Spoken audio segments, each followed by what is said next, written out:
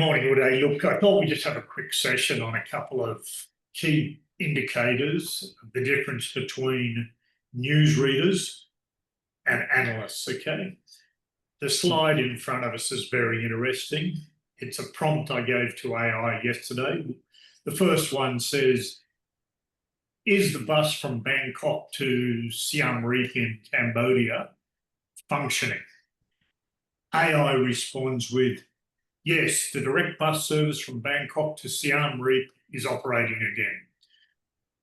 I then ask AI, is the land border between Thailand, Bangkok, and Siem Reap open?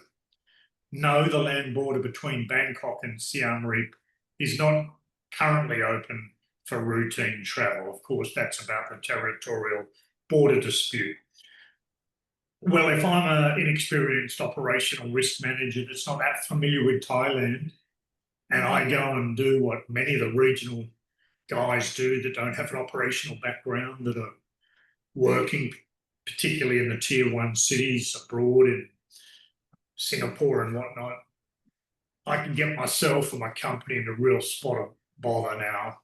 A lot of travelling expats have wives that live up and they own land up in that northeastern region. Siem Reap's obviously a very beautiful city with the lovely Angkor Wat, the old Hindu temples there. So often people add on a trip to Siem Reap when they're in Bangkok, and going by bus takes you through a lot of lovely large towns or cities in Thailand, across the Mekong River, and ultimately you go past the border area where there are beautiful historical temples.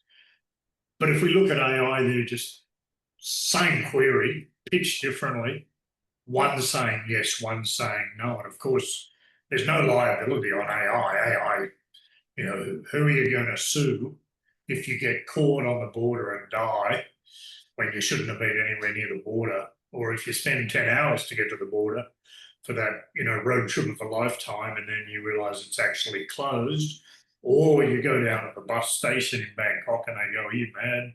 No, the border's closed. Okay, so another couple of examples of absolutely ineptitude at the regional operational risk level is, a Western operational risk guy getting paid a fortune to give operational risk said to me once, I don't need info services. I get everything I need off BBC.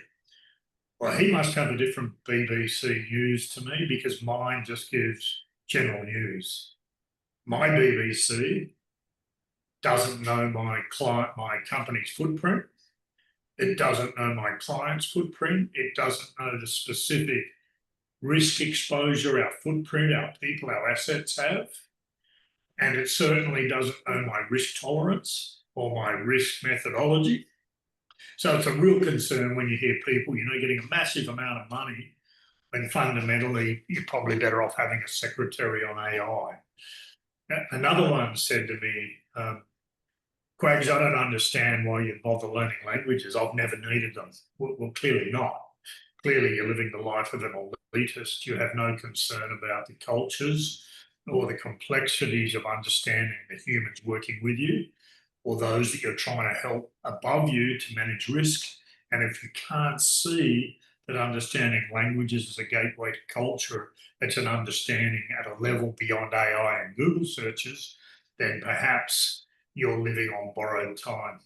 But what I do notice is the head count and the dollar value at the regional level is really grossly over budgeted.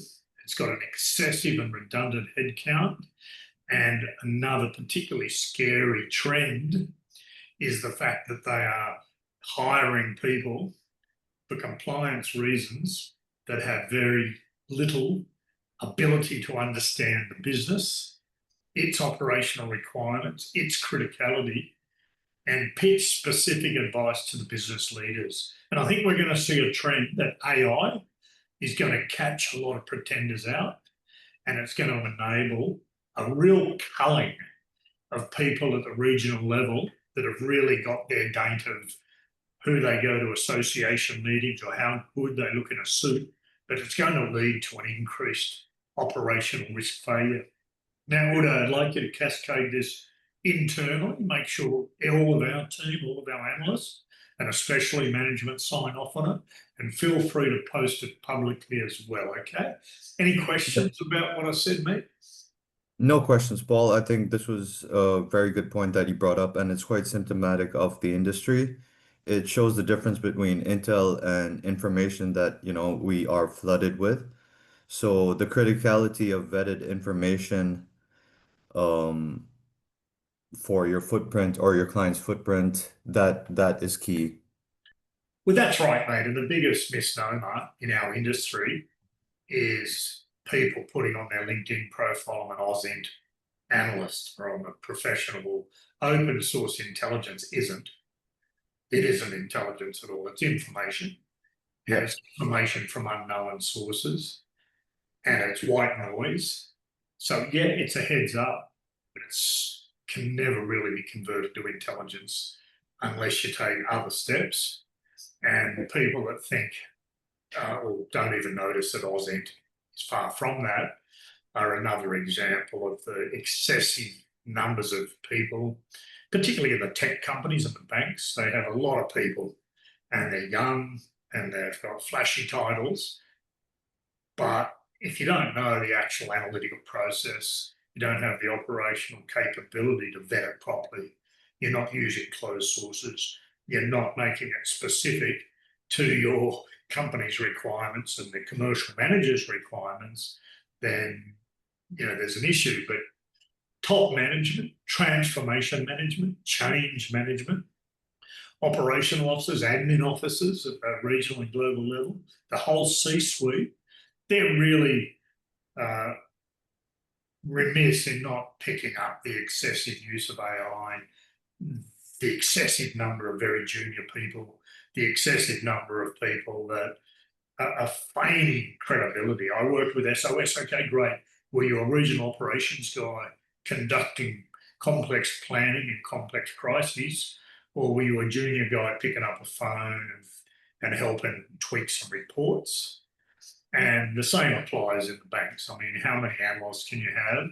It appears that many of the tech companies and many of the banks have a team that's all about compliance, but really compliance shouldn't be leading the way.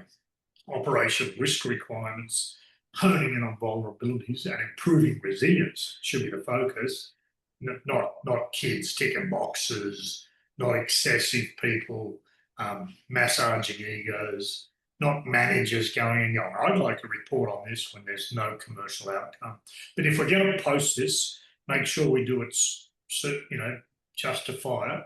Don't attach a formal report, but make sure we capture the wording and make sure we check the wording if we're using an automated process. So we aren't seen to be the hypocrites. Yeah. All right, I got to shoot through, mate. Yeah. Thanks a lot for that insight, Paul. Appreciate it. We'll See pass you, it on. mate. Yeah. Bye.